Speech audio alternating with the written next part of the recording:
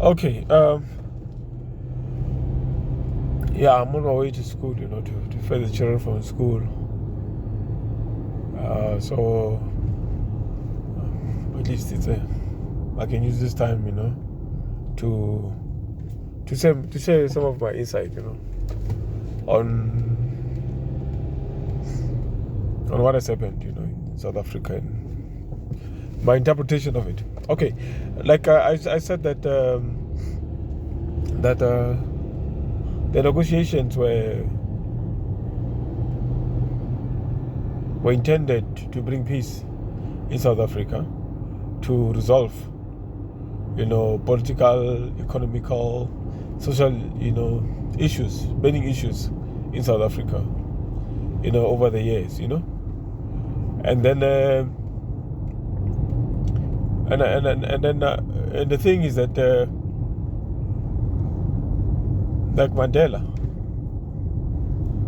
his message to the youth was that we must get educated. I remember him saying on television that we, the youth of South Africa, must be educated. If we don't, we're going to be digging up, roads, while the children from the rest of Africa who are educated will be coming in and taking up, jobs, in the government,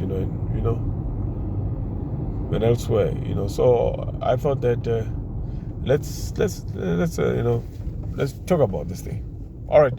And in as much as we're going to, to look at Mandela, like superficially, and this role that he played during the negotiation process, because remember that he had a team, and and it was a give and take. But you must also realize that when people are in negotiation of that sort, and they're speaking on behalf of their constituencies, whichever group that comes out of that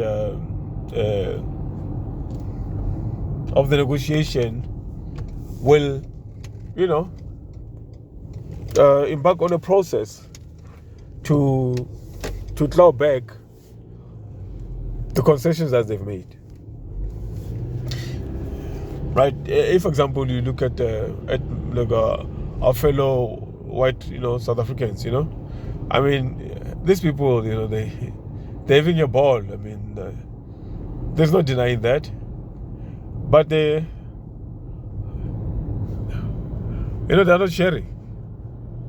But it's not their obligation, It's not their duty to share with us, And also the so-called elite, who are extracting benefits from the concessions that were made there, Look at the BE recipients, affirmative action recipients, the guys who are, getting deals through the tender system, both white and black.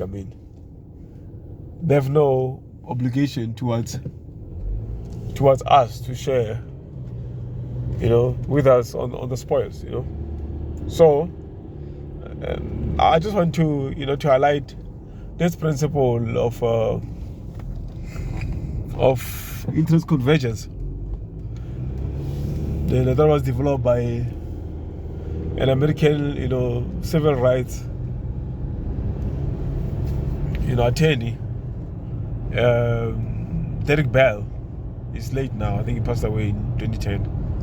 He said something that about that interest convergence. He said that white people will accede to demands of black people if it advances their interest.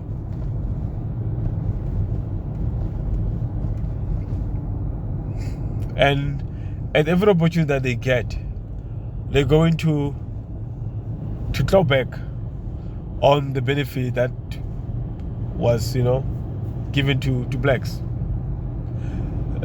Look, I'm not really concerned about what white people do, and also cry out,